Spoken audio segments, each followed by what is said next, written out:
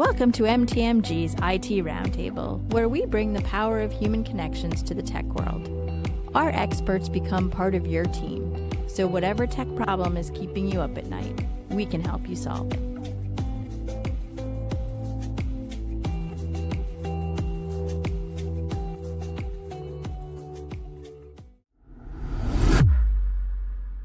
Today, we're thrilled to welcome Catherine Hemingray, the Chief Impact Officer at Smart CIC. With a degree in health law and over a decade at the NHS, it's no wonder Catherine is on a mission to help people. Her career took a bit of a turn into tech and global managed services, where she now drives client-focused growth and champions ESG and DEI efforts as well. We first connected at the Channel Partners Conference this year, and it felt meant to be, given how closely her background and our ethos at MTMG align. In today's episode, we're going to explore her journey, the impact of her unique experience on Smart CIC's global approach, and what she sees for the future. So, Catherine, thank you so much for joining us. Thank you so much for the invitation. I'm really thrilled to be here. Catherine, welcome to our humble little podcast. So, can you tell us about your journey, how you became a Chief Impact Officer at Smart CIC? I haven't had a conventional entry into the tech business by any stretch. I was a senior nurse in London. As you can tell, I'm British. And I moved to France looking for something a little bit different. So I was used to dealing with lots of different people, lots of different ideas and desires to deliver solutions to manage patient healthcare. I changed my direction and I ended up moving to France, and I am a co-founder of a managed service company. We've grown over the last 15 years, and as such, we've created a group entity. One side is being a global managed service company and the other side being our tech company. And it was very important to us that we maintained our culture in order to be able to scale up. And as a co-founder and somebody who's done all the jobs on the list of a tech company, I took the lead on becoming a Chief Impact Officer. And just as a follow-up there, how has your experience at NHS shaped your leadership style in the tech industry? I think it's about listening, first and foremost, understanding the needs of all the different parties that are involved in healthcare. It's very important that you have a team approach to the patient, and that the patient sits very much firmly in the middle of what you're doing and is centric to how you deliver that care. Now, actually, coming into a different industry, it's very similar. Communication is key. If you don't understand and you don't listen to what your customers want, and equally to how your staff are feeling and how they want to drive forward with different ideas, then you fall foul. And it was a great stomping ground, really, to be able to deliver that and to be able to understand how to communicate with people from patient's relative up to the CEO of the hospital, and being able to differentiate your needs and desires to anybody that came looking to you. So I think those are mainly the core components that I brought through. Also being an advocate. And I think being an advocate for the staff that work in Smart CIC is really important. And equally, the other side is an advocate for our customers, about coming back into the organization and seeing how we can adapt what we do in order to best fit their requirements. So alongside being chief cook and bottle washer, you're also the diagnostic woman and the interpreter as such. Absolutely. And I do come up with different ideas and solutions, much to the horror of our CTIO, but they're generally because I listen to our customers and find out what's the pain point for them and how we can go about finding a solution for them that may not be what they anticipate, or it's not a rule book as such. It's about being flexible and agile. So, Catherine, how do you align the company's growth with your ESG and DEI? So DEI is really important to us. We are a multicultural company. We have people across the globe from El Salvador through to Europe, through to the Philippines. So we almost touch every single continent. and ensuring that the diversity and inclusivity within the organization reflects those companies that we work with is really important. In fact, we're doing an initiative at the moment in Africa with an NGO called Maximiza, which is facilitating training for women in Ghana who wouldn't necessarily be able to attend the courses because they were a mixed gender residential course, but now they're actually women-only courses. So that's very much core to what we're trying to deliver and to feed back into the industry, really, is making sure that we're reflective throughout. And ESG is important. I know it has a bit of a bad rep at times, but depending on where you're looking at about working with carriers and large enterprises to ensure that the services that we're delivering reflect their requirements as well. And not only that, it's about our cultural beliefs within the organization that really go and push that forward. My role is very much about ensuring that our ESG commitments are upheld within the organization, that there's an ownership and a belief and an understanding by everybody that works at Smart CIC as to what they are and how we're striving to work within those guidelines. And it's very important, especially from perspective, as I said, when you're working with large multinationals, these are things that are very important to them, and they're not a paper exercise. They should be something that are tangible and people understand. That's amazing. And kudos to you all. Thank you. Completely agreed. It is, I like especially how you put that it's not just about doing it for the paper, not just doing it for the publicity of it. It's genuinely, how do we make this happen? And I think that's very laudable. Unfortunately, a lot of people or a lot of organizations may just pay lip service to it. So I really appreciate that, the different aspect that you take to it. So kind of getting into some more of the client challenges aspect of things. How does Smart CIC approach solving complex connectivity and communications challenges for clients? We're very fortunate. We have a great team. We listen to what our customer has to say. We apply our knowledge and our experience to different solutions. As I mentioned earlier, it's not saying that we only have one solution for you, and therefore you have to fit to that. Every client has a different requirement. Now, you can't have a multitude of different solutions, otherwise you'd never be profitable. However, working with our clients, working closely to understand where their end goal is and educating them, and a lot of the times about how we can achieve it. So nothing's off the table. We are big enough to say no is something that we can't help with, and we'll find the right people that can do that. But I think fundamentally it's about having a very flexible and agile approach to a problem and coming up with a solution to our clients in a timely manner and taking responsibility for that as well. So I think that's a buzzword that nobody really likes to own, but taking responsibility for a problem, coming up with a solution and seeing it through from start to finish, so through the line and delivering those services for our clients. I think again, this is why I was so happy to have met you, because it aligns a lot with what we're doing here at MTMG, and that our whole goal is about the business objectives. What are the objectives of the client first and foremost? And then how do we bring the right tools together to help them solve it? So I think you have that same approach as an organization. And it's just, that's why I'm thrilled that I got to know you. But one of the questions it does bring up is, what role does agility and flexibility play in delivering your solutions to clients globally? Because that's not something that big organizations are all that good at. No, they're not. And that's why they come to us. So some of our largest customers are the global carriers. They are akin to a cruise ship or a liner, an oil rig liner that's not able to stop.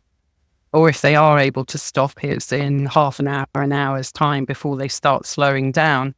We have the flexibility to be able to pivot very quickly and act on what's required. So some of those larger carriers will come to us. They'll come to us because they need fixed wireless in a location because their location's down because somebody has gone through a fiber. They need the site back up again. So certainly what we do is we pivot, we act quickly, we get technicians and kit out to site, we bring those sites back up again, probably quicker than they could raise the order internally within their system. So that's about the flexibility and the agility that we hold, is about being able to deploy a technician, deploy some temporary connectivity quickly in order to respond to our clients' needs. And along those lines, as you well know, the world of technology is constantly changing. So you've got these new technologies, newer, I should say, things like IoT that have really blossomed over the last decade. AI is the buzzword for the last few years. How does Smart CIC position itself just to stay ahead of the curve of all these changes? We like to say we're an innovation company, and we do hold dear to that. We're constantly changing our product set.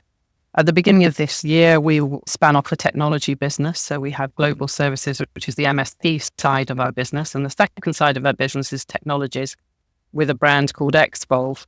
And in that, it's really an innovation hub. It's about driving knowledge, AI-driven or assisted predictive nature that we're building. So those AI tools that we're looking at will allow us to predict, for example, the performance of cellular networks, but not only how that one network works, but how it works in comparison to other networks, and also about how competent those networks are to really allow our MNOs or the MNOs out there to be able to monetize on their investment into those 5G networks, of which there's been an enormous investment in.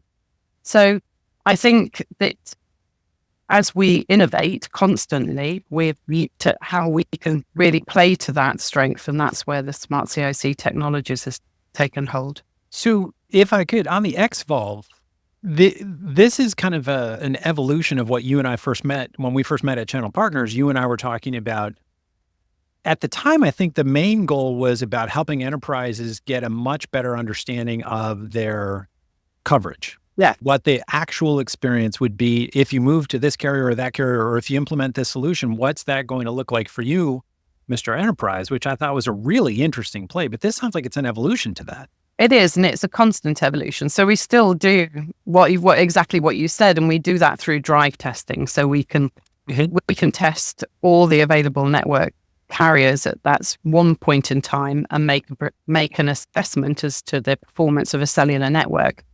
Now that data has got a half-life because it depends whether it's the summer, it's the winter, the traffic, etc. What we've done and the evolution of that is to look at that data. But as I said, we've built an AI tool that now can predict coverage and performance in different areas as well. It allows us to be able to look much better at the coverage, and everything isn't pink and everything isn't blue and everything isn't red in the States. There are gaps. And so we need to know what those gaps are. For enterprise, that's useful because they need to know whether or not they should be going to T-Mo and buying a SIM or to AT&T and buying a SIM. From an MNO's perspective, they need to know where those black holes are and how they can better perform in those areas in order to effectively monetize on their investment, and where is their investment better placed. And then we've got the evolution of 5G.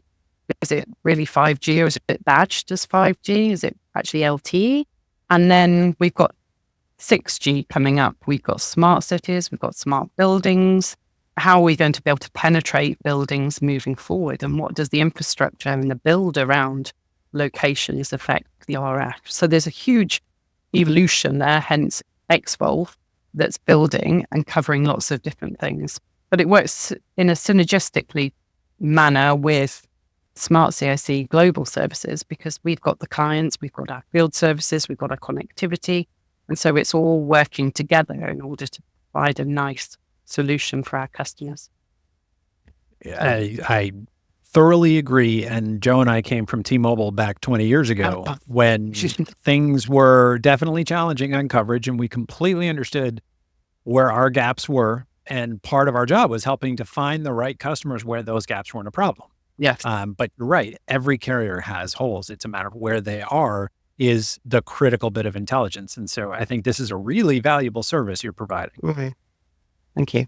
One clarification, what countries is that available in today? So we can go anywhere. We can do those surveys for anybody in any country. Clearly, everybody has to have sweet spots. North America and Canada are a sweet spot for us, as is Europe. We're looking at spreading out into Asia Pac, but we need to concentrate on those particular areas to start pulling that data in. And we're having interesting conversations around how we can assume that data as well, not necessarily have to acquire that data ourselves. So that will be an interesting iteration as we move forward. Fascinating stuff. And since we're discussing different countries, Smart CIC operates in about 200 different countries. And so how do you manage and coordinate with partners across all of those countries? I was hoping you weren't going to ask me to list all 200 countries. So that's next. We have a full oversight distributed NOC. So we have people working 24/7 around the globe. We currently speak 22 different languages. So depending on where we're working, they come into our service desk and they will translate in a technical manner the requirements that are needed there. And then we have a back office function as well, also multilingual, who were able to work 24/7, but able to look at where the requirements are, whether it be connectivity, whether it be field services, and make sure those are all married up with our function, our service delivery team and our sales team working in different areas as well. But fundamentally, it's our distributed NOC that have that initial contact with our client partners on a 24/7 basis. Some companies follow the sun, but apparently you are the sun and everything else revolves around you. That's really nice to think so. Maybe in the future, but at the moment we follow the suns. So you had talked about a little while ago being really people-centric, whether it's customers, employees, and so on. How do you maintain that customer centricity while scaling your business globally?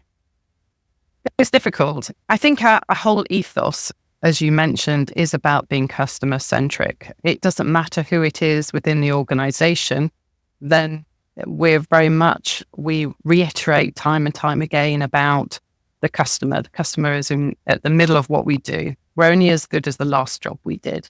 We have to ensure that that's kept very much in mind.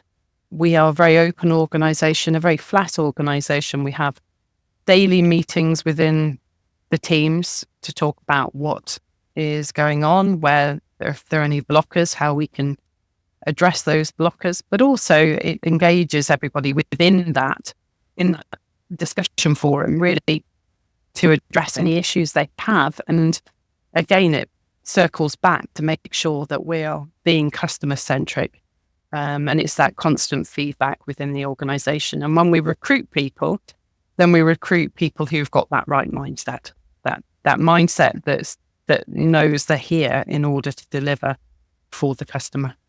You mean having a strong corporate culture and corporate vision is important? Oh, absolutely. Fundamentally important. And that's part of my job. Sure. As a chief impact officer, is to ensure that as we scale up and as we grow, that if you come and speak to any of the team, if you split them down the middle, you'll see Smart CIC through and through, because they all believe in what we're doing. It's a very inclusive culture. I would like to think that some of the bigger players, such as Google, have that culture, a culture of being part of the greater body. And certainly we're very fortunate with people who work for us, but that's always a challenge moving forward, that you need to keep your staff engaged and interested in what you do and feeling that they have an ownership of the strategy moving forward. I think that's such a critical point. And it's interesting, where we've been building this organization, having that ethos has been really important. And what's funny is it's allowed us to attract a lot of really good people because they see it as so refreshing. But it also, you make the important point that it's important to keep them engaged and busy, because they need to feel as though they're contributing as well. Absolutely. They're an advocate to your business. So they're the people who are front face and forward to your clients and your customers. Mm-hmm. So they need to believe as much as the next person about what you're doing and that they're committed to delivering it. Mm-hmm. Yeah. A friend of ours often says, treat your employees really well and they'll treat your clients really well.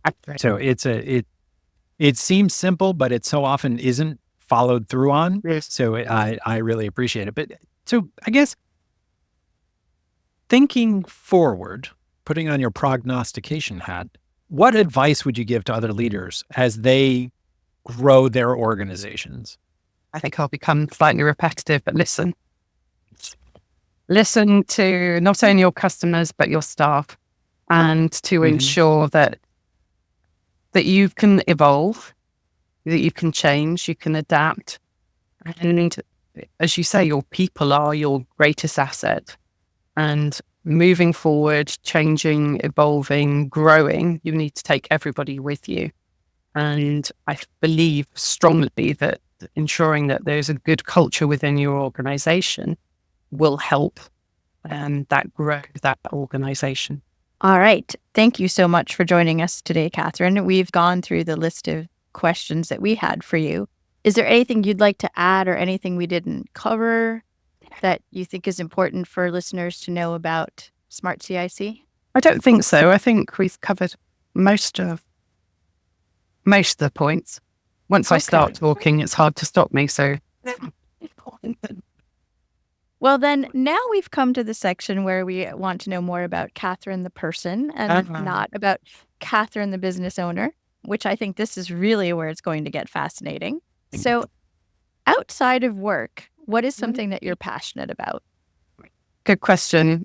I recently took up golf, probably about 18 months ago, and I always thought it was a bit silly. I thought it spoiled a good walk. However, it's becoming a little bit of an obsession now. So I very much enjoy golf, and I'm very fortunate. My husband plays golf and my kids have started to play, and they're better than I am, which is a bit of a shame. But I enjoy golf, and I also enjoy crocheting. I took that up in COVID.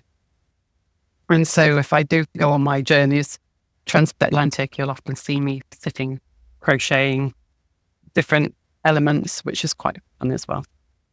Name one book or podcast that has inspired you. You listened to, regardless of politics, which is probably a little bit of an issue at the moment, I listened to Becoming by Michelle Obama.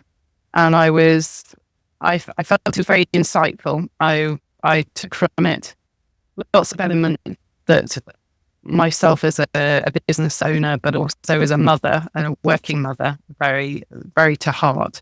The way she felt that she was torn from continuing to work and developing her career, and the requirements that she felt that she needed to make sure that she put into helping her children and being there and emotionally supporting her children. And that sat very true with me, because it is difficult. It is difficult when you have children who are growing rapidly. They're going through school and they need you. And equally, your business is growing rapidly and it needs you as well. So I think some of those aspects really rang true, to the point where she was saying she wanted a chef in the end. She said, somebody asked her, how can you make it better? And she said she didn't want to spend less time with the children, but the elements that she found more of a point for her were cooking. So she had a chef came in and helped her with elements of her life. And I've taken several points from that. I don't have a chef, but I've taken several points from that about how I can manage my home life and my work life in order to try and reach that balance. So I felt her. It was very insightful. Interesting. Really interesting. Who's been an important mentor for you at any point in your life? That's hard. I'm fairly driven and ambitious, and I sometimes just put my head down and keep going. That being said, when I first applied for my first nursing job, when I first went for my first nursing job, the head of nursing interviewed me, and her closing question was, where do you want to be in 5 years' time? So I told her I wanted her job. So she was a bit taken aback and said, "Fine, okay, let's see what we can do." But she was a brilliant mentor, because I think it's important for a mentor to be somebody that you aspire to be, that they can be an effective role model. They can provide the resources that they think that you need in order to develop, and they can stretch you, and they can put you in the right direction. They can suggest you going to undertake a different course or applying for a different job. And I think she was the best role model I've had, because she saw, I told her what I wanted to do. She saw the potential in me, and she helped me move forward. She didn't hold my hand to do it, and she pushed me, but it was very interesting as a newly qualified professional to have somebody watching your back, pushing you through. And I've taken those aspects really into my work life, about how I can develop somebody and understand that although you may be a Batman, you always need a Robin in the wings. So it's always important to have at least 2 Robins waiting to take your lead. And a chef, apparently. Yeah, I'm a chef, probably. So, Catherine, what talent that you do not currently possess would you like to possess? Cloning. Oh, I think it would be amazing if I could clone myself. And I could have been sitting up or playing golf and crocheting and looking after my kids, and another one working and probably doing all the jobs. So I think, being able to clone yourself. best answer we've had. Absolutely. Now, I know this one might be tough for you. If you could live anywhere in the world, where would it be? I don't think I've found the place I want to live yet. I don't think there's a utopia. I'm very fortunate. I live in the south of France, on the Côte d'Azur. I grew up in England. I spent 20 years in France. I spent a lot of time in the States. There are bits of everywhere that I'd like to pull together. Different people and different cultures. Europe's great because you can literally travel an hour and you're in a different country. But where I'd like to live, it's probably the biggest debate I have with my husband at the moment about where I want to live, because everything has a positive and a negative. So I'm undecided as of yet, but it's not too bad in the south. We'll set up a follow-up podcast once you finally made the decision. Then we can come back to this. And I thought you were going to say in exchange, you come over and visit in the south of France. we could do that too. Sure. We could do that too. What profession other than yours would you love to try? I really don't know. Professional golfer? Oh yeah, maybe a professional. That'd be great if I could be a professional golfer. No, I'd beat my kids. Yeah, probably that. I've gone into health. I'm in sales and tech. I am all in. So whenever I do try and go into something, I do throw myself into it. So maybe I should just get into golf. Oh. So I think that you're my superhero, but who is your favorite superhero? Elastic Girl. Elastic. From The Incredibles. And you used to be able to reach the other side of the room and pick something up and stretch in one direction, stretch in another, and be very flexible. There we go. Excellent. I think you're pretty there. What is your favorite sound? Birds in the morning when the sun's coming through the windows, or you wake up very early and you think surely it can't be time to get up yet, but you can hear the dawn chorus. I think that's just beautiful. And it sets you in the right mindset for the rest of the day, that there's hope, that you can hear life around you. I think it's very positive. I think that's such a great answer. What is your favorite song when you're stressed or you need a lift? So my favorite song is, you may not know it, it's a song called Buck Rogers from a band called Feeder, who are a UK band.